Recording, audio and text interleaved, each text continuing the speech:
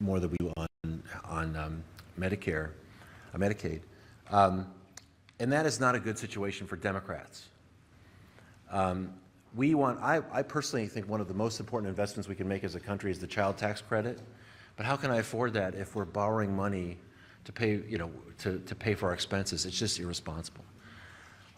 Democrats have priorities for government to work. We're going to have to face the fact that if the money's not there, we're really going to have to sacrifice those programs. I heard a lot about Social Security this morning. Social Security is on life support today. In 10 years, when the lines cross, when revenues don't meet expenses, we're going to face 23% across the board cuts. Whether you're 72 or 92, whether you're rich or poor, 23% across the board cuts. That's the status quo. So people who say don't do anything about Social Security are saying let's stay on that path. And I got to think that's the wrong path. I got to think we can do better. And frankly, with respect to tax policy, my good friends, if they're not looking for it, will be under pressure to extend tax cuts that I think were really irresponsible in this in a good economy. And we need cops on the beat. We need those experts in the room to tell us, no, Congressman, no, Senator, those tax cuts aren't going to pay for themselves. If you want to be responsible, you'll have to do it this way. And we don't have that today. The status quo does not work. I've only been here 11 years, but as I said today, that regular order is the congressional Bigfoot. We're told it exists, but no one's ever seen it. It's just not going to work. It's not going to solve this problem. So let's try something new. I was very encouraged to see the support to get this out of committee. I hope it will be part of a budget deal and hope that we can get together, because none of this happens without bipartisanship, which makes everybody uncomfortable, I think. None of this happens without bipartisanship. We can't solve these big problems without it. So it's a big first step. And thanks to all my colleagues who supported this effort. Thank you.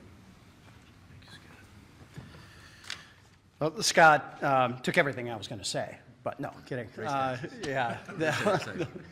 In all seriousness, I always say back home, you need relationships to build trust, and you need trust to go find solutions. And that really was part of the original birth of this, the 30 by 30 group, which was 30 Democrats and 30 Republicans, led by Jody, myself, Scott, Jimmy, and a number of others that were a part of that a few years ago had gotten together and said, we need to do something.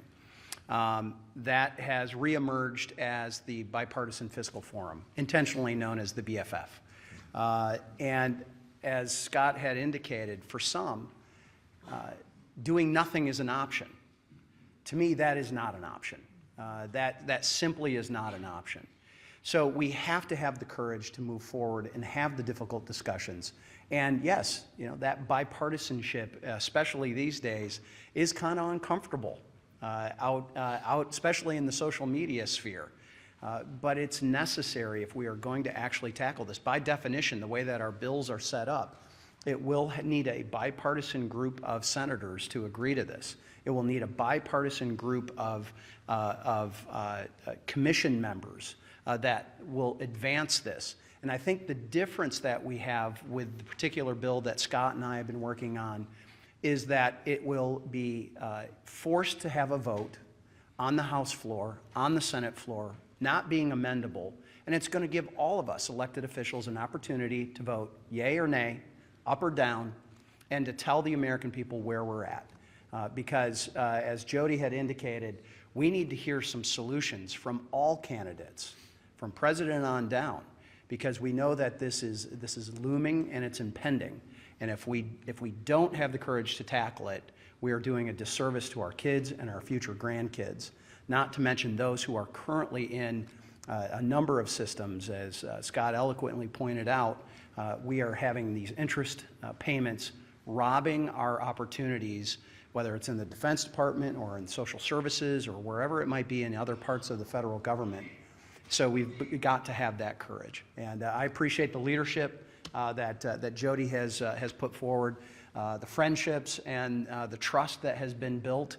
It's taken some time. Around in Washington, D.C. these days, it looks like it's hard to agree that today's Thursday. And that's just within the Republican conference, much less the rest of it. Apparently you all haven't been paying attention to what's been happening. This really truly is an effort that's built on relationships and trust, and we are going to find those solutions and offer those up. So I appreciate the opportunity to be with you. Thank you, Blake. Blake Moore and Jimmy Panetta on the fiscal state of the nation.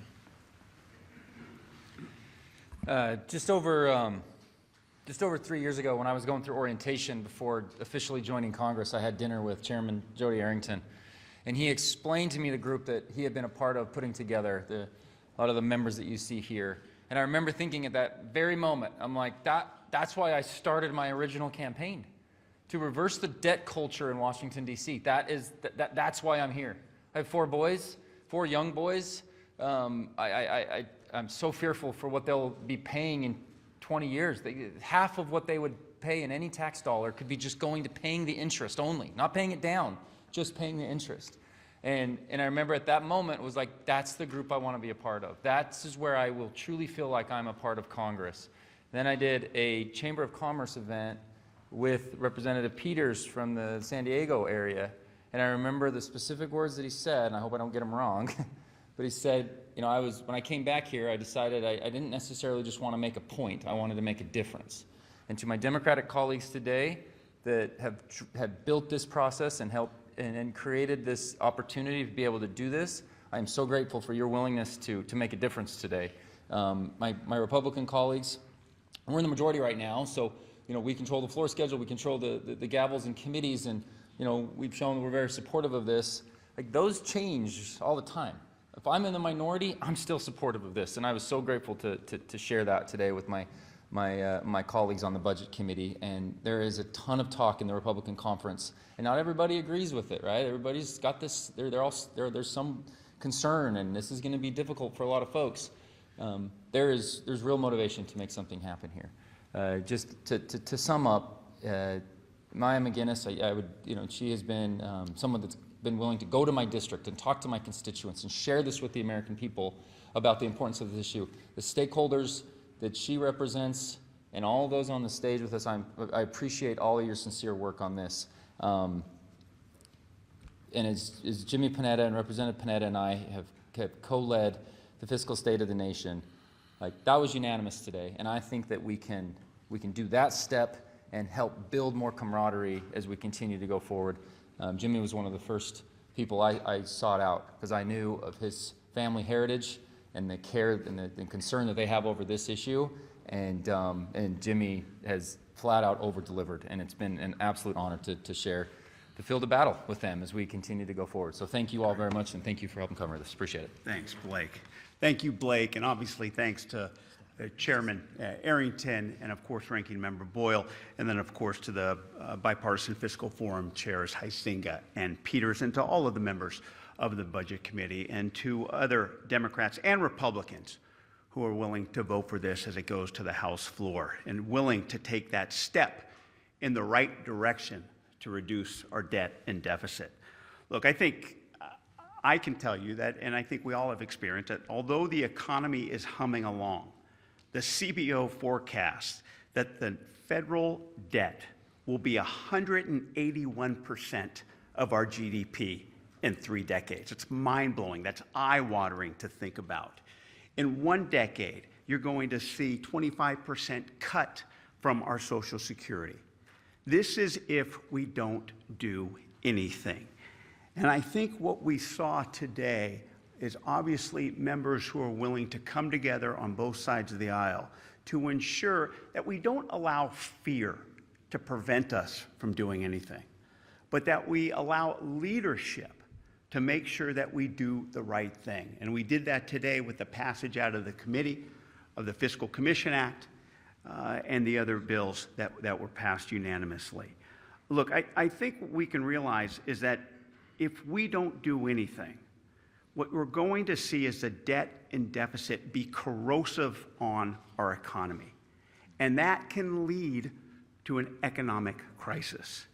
And so today, for me, as a Democrat, to be honest with you, the easy vote would have been to vote no.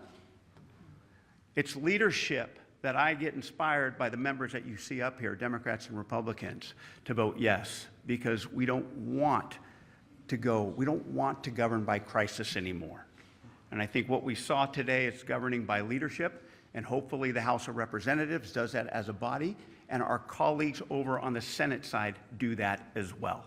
So of course we stand here very proud that we passed this out of committee, but we know this is a first step in the right direction for the future and the fiscal responsibility that we need to show as a congressional body. Well said. Well said. Okay, Lloyd Smucker and Jared Golden on the Debt to GDP Stabilization Act. Well, thank you, Chairman. I want to thank the Chairman for his leadership on a fiscal commission, for the authors of this bill, for our speaker's support, and so much support in our conference and in our body as a whole. I come from an approach, having served in Pennsylvania on a very successful commission dealing with a difficult topic, bipartisan, bicameral, included the administration. Administration switched from Democrat to, or from Republican to Democrat, and it bridged those two administrations, and we passed an almost unanimous bill on a difficult topic that hadn't been addressed for about 30 years. And two reasons why I think a commission is critical right now. Number one, I think that America faces a difficult period ahead and perhaps an existential threat to our future as a country. There are plenty of examples throughout history, many examples throughout history, of countries and empires that at one time dominated the world that declined or collapsed. Sometimes it's sudden, sometimes it's over a period of time. And often it's due to poor fiscal policies and debt committing more than they were able to take in, not matching revenue with expenditures. So I think we're on a dangerous path. Our collapse in 2008, we saw the economic impact. The sovereign debt crisis would be far worse. And even if we don't get there, the more interest goes up, the less money is available to provide the core functions of government that are so critical. That's the number one point I want to make. We're facing a severe problem going forward. Number two, I still believe in the American people. We rise to the occasion. We solve big problems. We're willing to sacrifice. We make the decisions that need to be made. And that's the purpose of this commission. This is about reaching consensus among members of Congress about what the problem is, but also about reaching consensus among the American people. And I hear folks here say, well, we just need to do this. Others say we need to do that. We've been talking about specific solutions for years, and in the meantime, we've reached $34 trillion in debt, projected to be double the debt projected to be double the economy in about 30 years. It's not sustainable. This is the vehicle that can get the conversation going, that can build the consensus, that can lay the problem out to the American people, and then that can bring solutions to Congress. So I'm very excited. I think this is very critical what we're doing today. I hope to see a strong support in Congress. We hope it's passed in the Senate as well and supported by the administration. It's critical that we do that. Debt to GDP, and I want to thank the chairman for including Representative Golden's bill and mine, that would just very simple. It just highlights that debt to GDP measure, which is which tells us a little more than just talking about $34 trillion in debt. It compares that to economy. You can compare historically that way. You compare to other countries.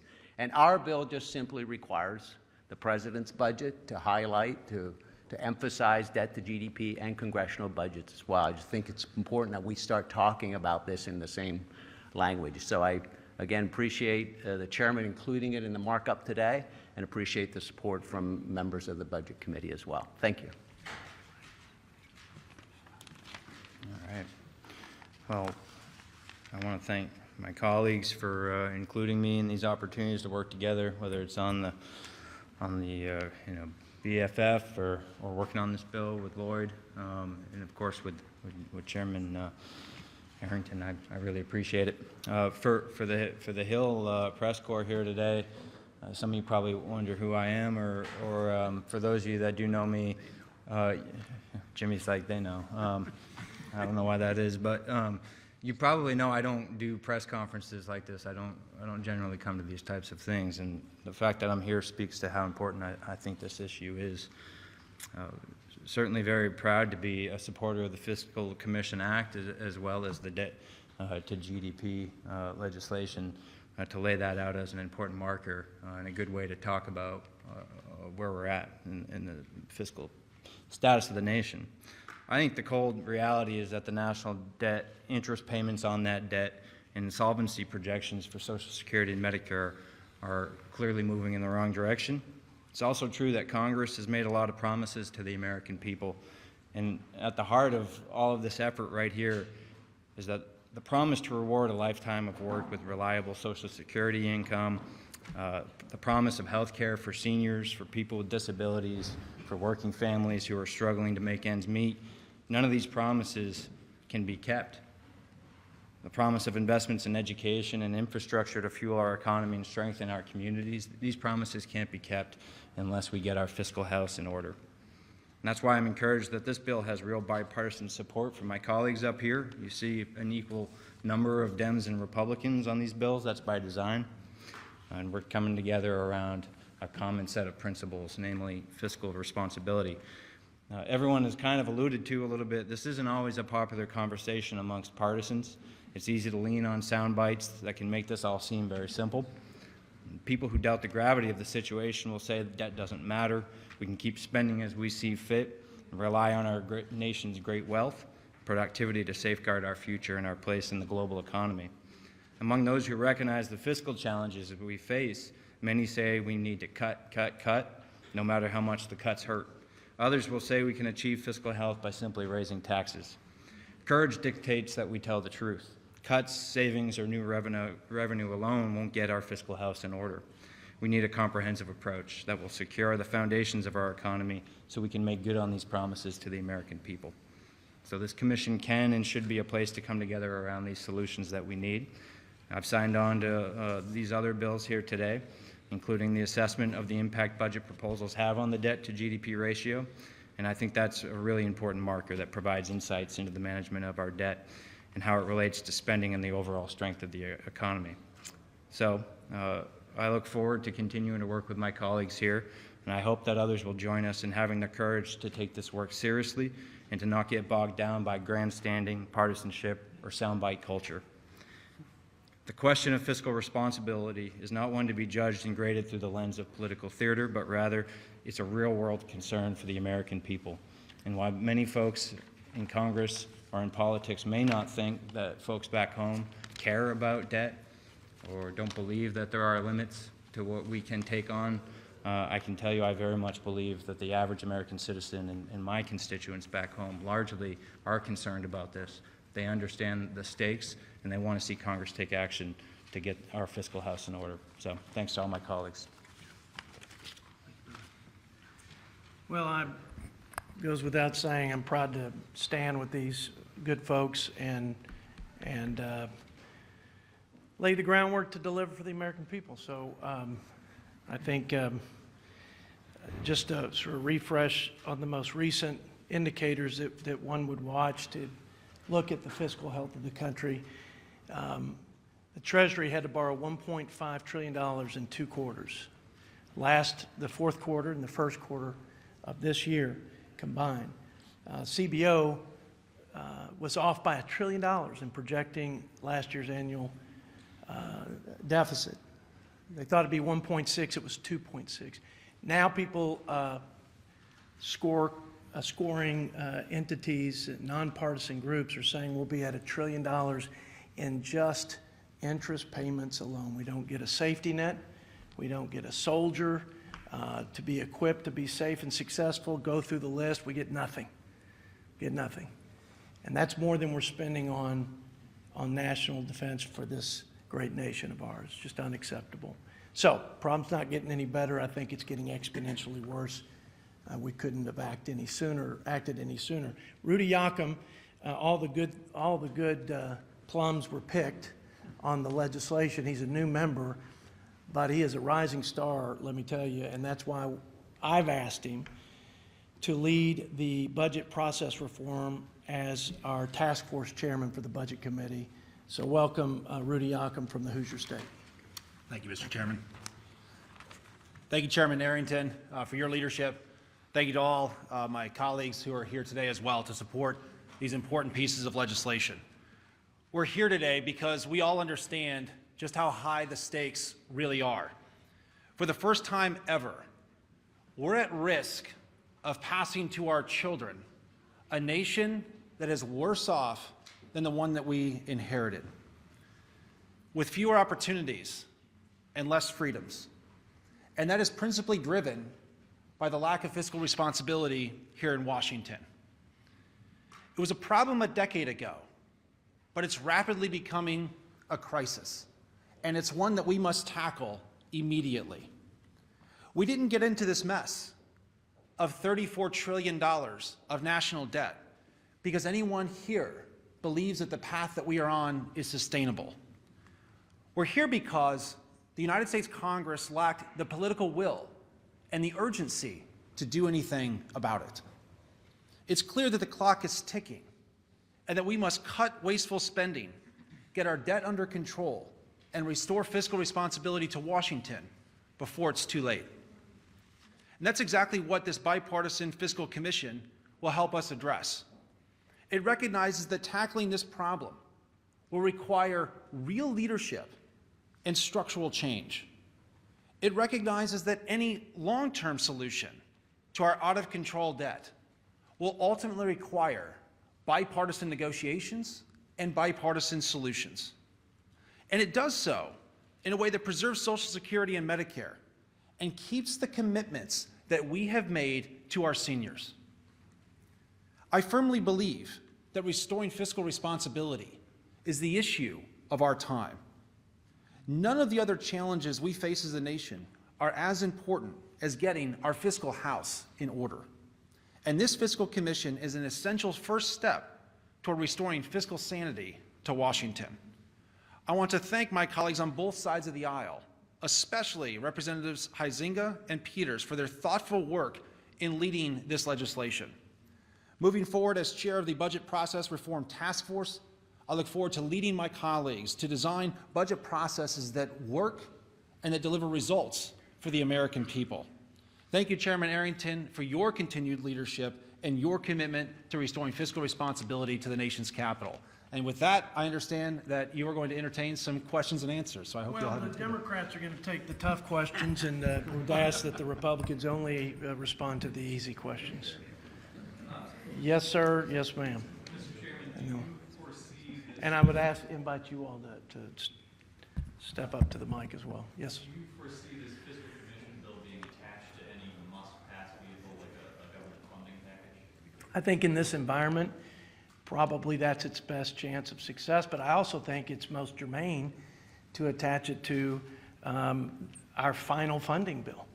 I don't think we're prepared in the CR. My understanding is to attach anything.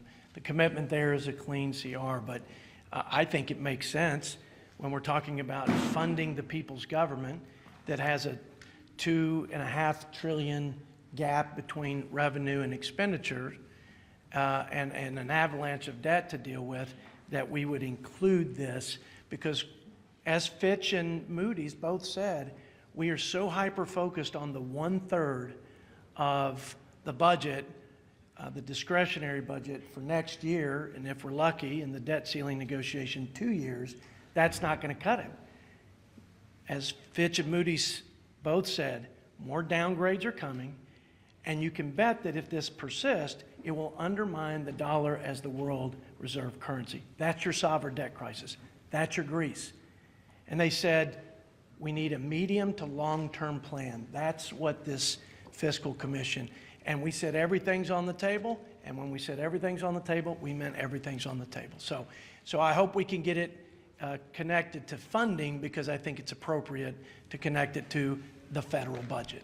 Have you gotten any word from leadership on the viability of that? Well, I can't speak for for all of the leadership, those in leadership and those in the negotiations, I can only tell you that the leader under whom we serve in the House as a Republican caucus is 100% committed to this commission and to the end result, the desired result of having that medium to long-term bipartisan plan. I mean, look, we all have the opportunity as Republicans and Democrats in the majority to develop a blueprint for putting our country on a path to balance and beyond. We did that this past year with the Reverse the Curse blueprint, budget resolution, the 10-year resolution. So this doesn't preclude my Democrat colleagues from doing what they would like to do independently, and it doesn't preclude us from doing things. I suspect we will continue to. But if you ask me, is that blueprint going to go anywhere? If you ask me the probabilities of success when you have a partisan 10-year plan versus a bipartisan 10, 20, 30-year plan, I'm going to put more confidence in the success of the latter. So, good question. And by the way, Victoria Spartz is probably the loudest and proudest voice. Spent a lot of time in the private sector as an auditor. She can get into the weeds with and pencil whip the best of you. But I appreciate her being here. And she, the speaker gets an earful from a lot of folks. I'd say she has more than her share of time with the speaker on that issue. Yes, ma'am. Are you anticipating that the inclusion of these bills will make it easier for the Republican conference to unite on appropriations? That's a great question. I submitted to my previous speaker that if we just talked about entitlement reform and the mandatory spending that's driving the debt, and I'm speaking from my caucus's point of view, if we would have gone in regular order, found Bigfoot, and done the budget first, not just deemed the 302As and started that process of the appropriations, but if we'd have focused on the bigger picture and the bigger drivers of the debt, I think we probably wouldn't have hyperventilated so much over the 1/3. And I think what we would have done is seen that discretionary budget in the context of not only the 2/3 that's on auto spend, but the 10, 20, 30 years. When you see that in perspective, you start to think we're penny wise and pound foolish. Doesn't mean that that getting your fiscal house in order doesn't mean being responsible with that 1/3 of taxpayer monies. It just means that if we would have done it in the right order, I think it would have taken pressure off of this process. And I suspect that having a commission to go even beyond the 10-year budget resolution and to have it be bipartisan, which improves its chances of success, will take even more pressure off. And I think everybody up here would like to see our chambers function better as a result of us focusing on these things. So I hope that answered your question. Jump over here and then I'll come back. Yes, ma'am. Kind of on a similar point. Obviously, we'll have to vote on a continuing resolution for the third time this fiscal year. Yes. That shows that Congress has not been able to pass a budget. This is year after year, obviously. So we saw in the Democrat majority, they weren't able to finish their appropriations. We see this in the Republican majority. Sure. What is the fundamental issue that's causing you guys to not be able to pass appropriations on time and actually find a budget? That's a good question. Let me give you a few things. I think you got the cultural problems. I think you have the partisan polarization, weaponization culture of Congress. That's tough. We have a thin majority. That makes it even tougher. I've been in a majority of 30-ish, and I've been in one of now 2. It's a lot easier when you have 30. Look, I think the process is all budget process is, in my opinion, is a set of incentives. And incentives drive behavior. And I don't think the incentives are aligned to produce the kind of behavior and results that we want. There needs to be more teeth in enforcing budget points of order. I'm speaking for myself. I can't attribute this to anybody else up here, but as budget chairman, I'm trying to take apart the entire process and asking, why is this relevant? Is this working? For example, we rarely do budgets and we rarely finish appropriations.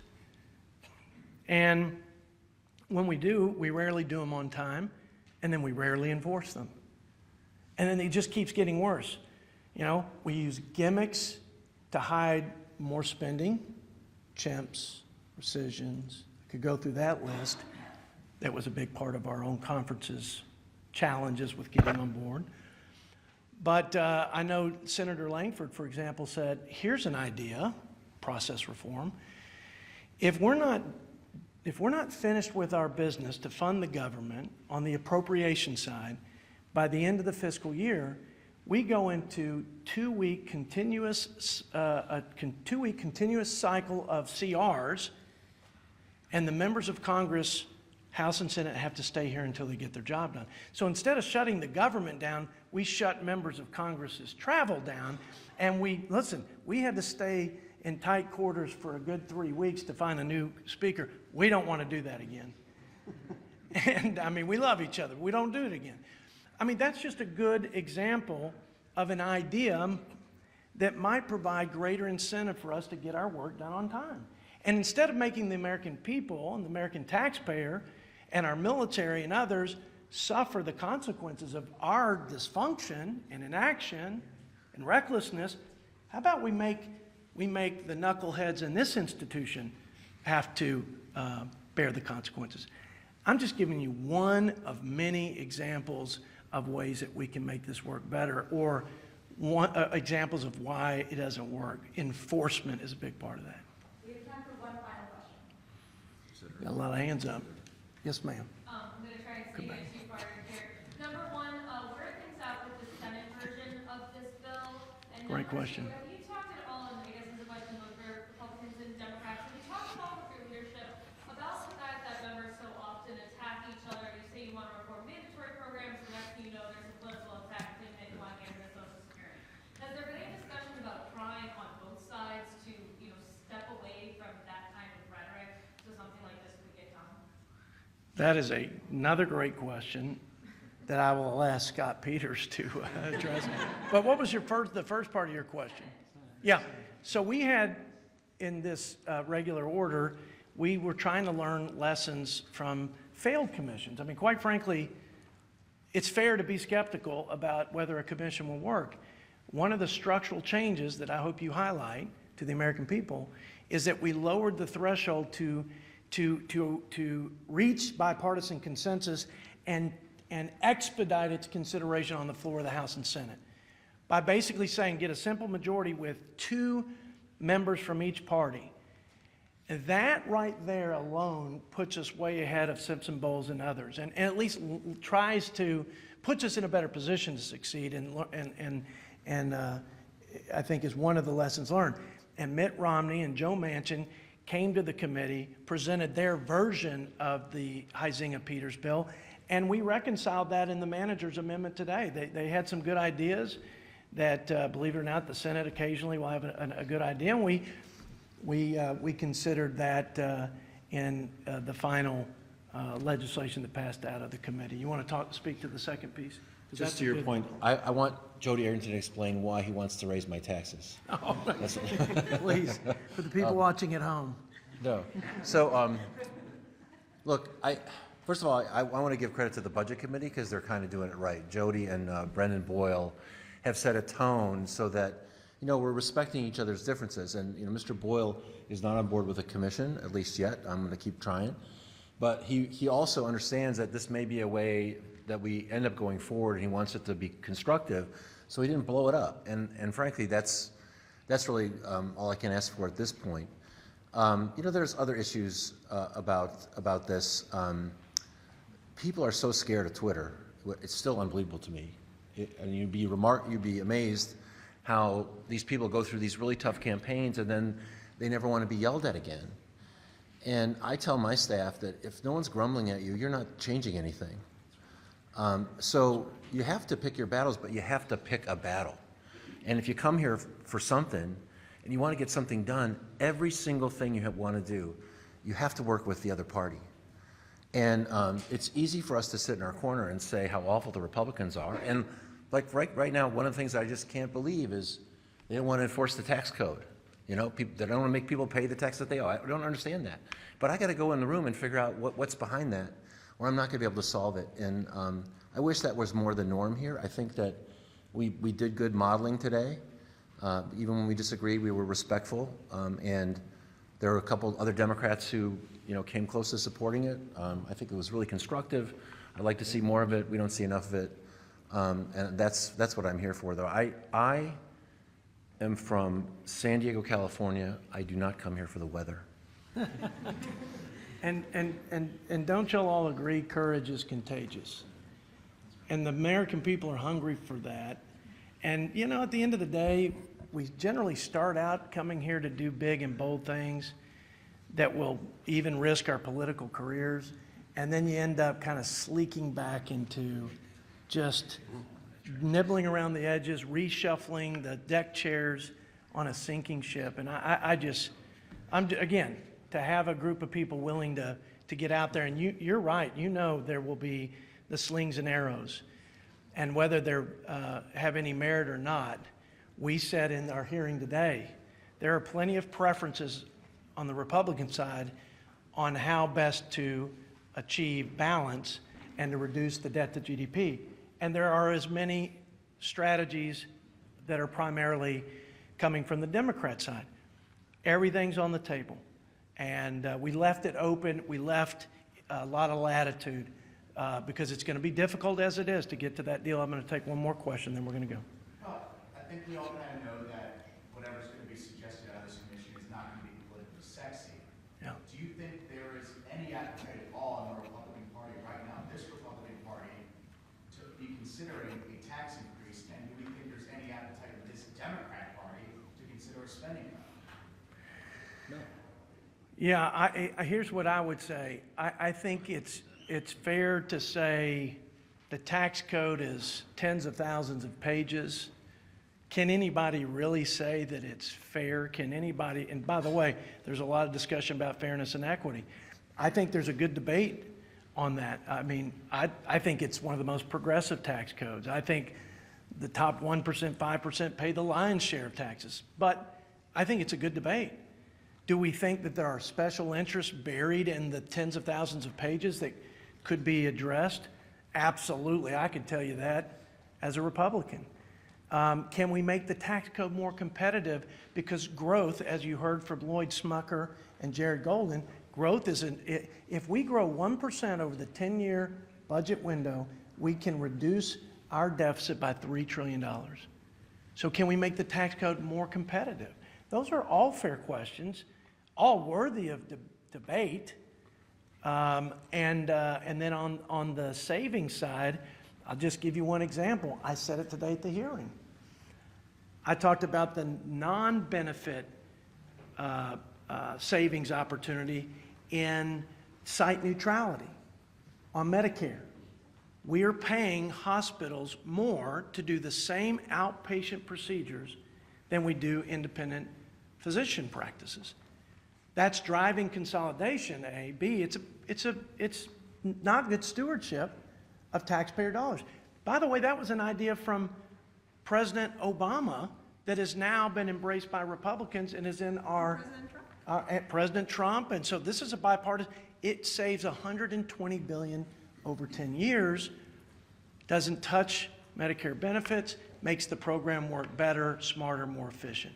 Jimmy. Yeah, just briefly, I think your question was basically, do Democrats fear spending cuts? Yes. Do Republicans fear revenue? Absolutely. And that's exactly what has led us to this point in which we can't find regular order because we operate by fear, unfortunately, rather than leadership. This is a step towards leadership, like I said. Look, you're right. Good governing is not sexy. But in my book, where I come from, Carmel Valley, California, good governing is good politics. And that's why we're doing this. You want to answer any more questions for me? That's pretty good. Well, this concludes our press conference, and we all appreciate you for covering it. And hey, help us sound the alarm. We need a lot of Paul Revere's out there saying, get on board with this initiative so we can save our children's future. Amen? Amen. All right. God bless.